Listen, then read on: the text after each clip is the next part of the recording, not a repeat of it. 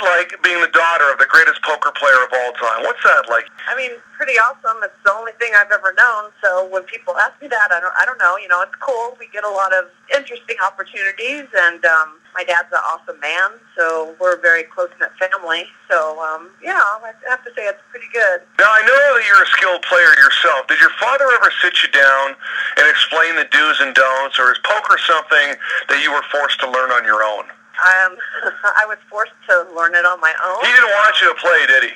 No, he didn't want me playing. In fact, when I learned how to play 20 years ago, it was only men, and, you know, it was kind of a rough game, and there was a lot of cussing and a lot of, you know, things you really wouldn't want your daughter to be around. So my parents didn't really want me playing, and of course I did anyway, and I learned on my own. He did sit me down and teach me Chinese poker. That's the one game he taught me. How did it come about that you started playing poker? I know you were working a 9-to-5 job and you were helping people in your previous profession, but what made you think seriously about taking up this game and trying to make a living at it? Well, actually, I graduated from college out in San Antonio, and I moved back to California where my parents were at the time, and I started playing. My dad and Chip and a guy named Lynn Miller had gotten a poker room in Oceanside, and so I started going there with my brother, and that's where we both, I guess Todd started in college in Texas, but then when he came to California, he started playing up there, and I started playing along with him.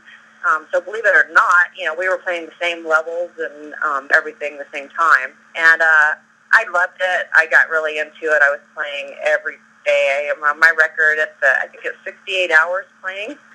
You know, we used to pull all-nighters in 48 hours all the time, and that's where I learned how to play. You played 68 hours in a row. Now, for our listeners that don't know what kind of session that is, can you talk about the last 10 hours? What's that like as a player? Pretty much hell.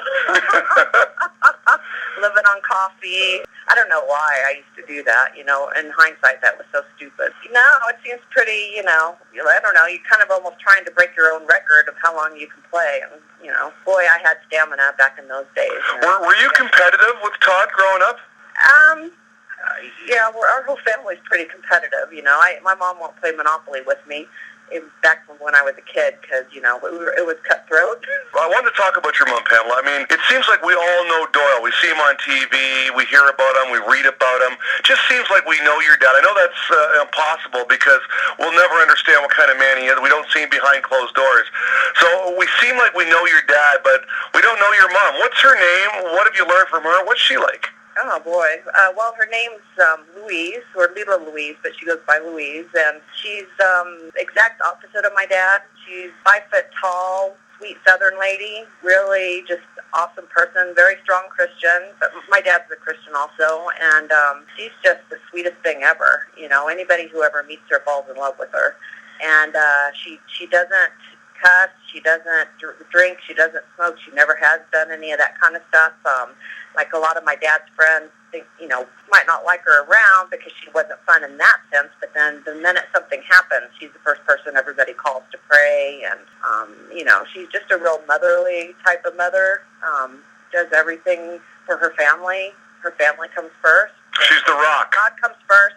My mom's the rock in the family. I've always wondered, what was it like growing up in so-called Sin City? Now, I know you spent your early years in Texas, but growing up in Las Vegas, what's that like? Well, at the time, it was pretty awesome. You know, we moved here in '73, and back in the heyday. Yeah, so it was a really small town back then, and it was just, I loved it because we never went around the casinos unless, you know, we went to eat at the brunch or something, but we never hung out at casinos. And after church on Sundays, my mom would take us to one of the casino brunches, and that's really the only time we were in casinos, but it was really fun. We'd walk everywhere, and I loved Vegas. I mean, it was torture when I had to move away for college. I did not want to move. I love Vegas. I mean, Vegas, even though I love Texas and I love Vegas, and, you know, I can't believe I'm back here because once I always wanted to come back, but once I got settled in California for 11 years and really loved it, but ended up moving back here because my family was here. So, how would you describe yourself as a poker player? Well, I'm not, you know, definitely not at the level of my dad and my brother. I do love the game. I just I'm solid aggressive, and I'm definitely a student of the game. I don't really consider myself a pro, although, people call me a pro. I just love the game. I love to play cards, and I haven't been playing too much in the last 4 years. I'm going to get back into it. That's why you haven't seen my name around too much. I haven't been playing all that much. Don't really even know. I'm probably going to play a couple events this year, but then I'm going to start grinding. Come 2012, I'm going to start grinding again and getting ready to start playing a lot more. The 2007, the 38th WSOP, that must have been very exciting for you, especially that run in the main event. It was, because at the time, my dad wouldn't put me in the main event. He told me it was too much of a crapshoot. So my brother took half of me. I took half, my brother took half, and then I made the run, and after that, my dad started believing in me as far as a poker player. I just took day by day, trying to get through the day, really. It's such a long grind that you can't get too ahead of yourself because it gets kind of too overwhelming. You just got to slow down and take it step by step and day by day. It was the end of day 3, like the last level that I busted. I only had like an hour left to go, or less, before day 3 was over. And, so that was in pocket queens. That's usually my death hand, pocket queens. What was the hand that beat you? Ace-5 offsuit. No way. Yeah, he hit an ace, and I was on the button. I think he thought I was making a play at his blind, and, he got there. So, yeah, queens are usually my death hand. But, you got to play them. When you're making a deep run like that, I mean, the Bellagio Cup, Event 35, the main event, at the breaks, at the end of the day, are you getting advice from your brother or from your father, or is it something that, you want them to stay away and you just want to do this on your own kind of thing?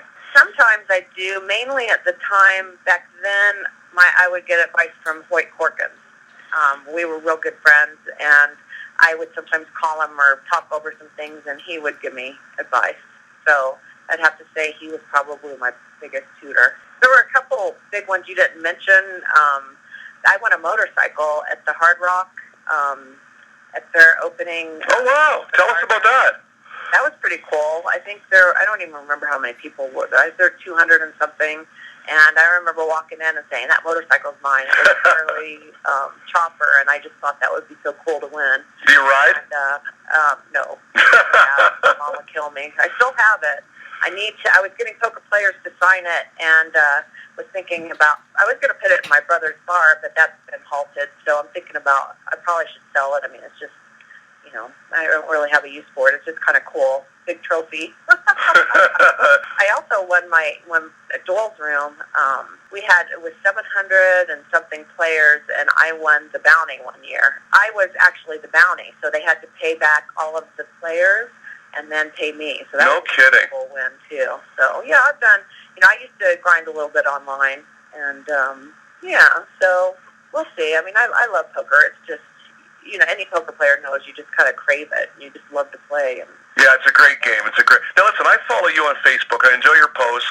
You seem like a pretty happy camper in life. Aside from poker, do you have any goals set for yourself for the future? Any hobbies that you enjoy that we might not be aware of? I like to country dance. No kidding. I love horseback riding. I'm a kind of a Texan at heart, and I grew up with horses, and someday, not that I'm really good, because I've always been kind of a klutzy person, but I'd like to get back into it someday. That's kind of my dream, and just have horses again. And I love two-stepping and line dancing and all that. And I really want to get back into poker. I love animals. I mean, animals are a huge part of my life. And right now I'm working with some feral cats, trying to get them a little bit tame. And I love all kinds of things. You still go to church? I haven't been going to church lately. I am a Christian, and I'm actually renovating my house. We found mold all in it, so it's unlivable right now. I've been living with I have everything moved out of there, and I'm living with my parents for 3 months now. And my mom and I we were just watching. That's why time got away from me. We were watching, and they're watching Kenneth Hagin and Joyce Myers on TV, and we're having Bible studies, just my mom and I.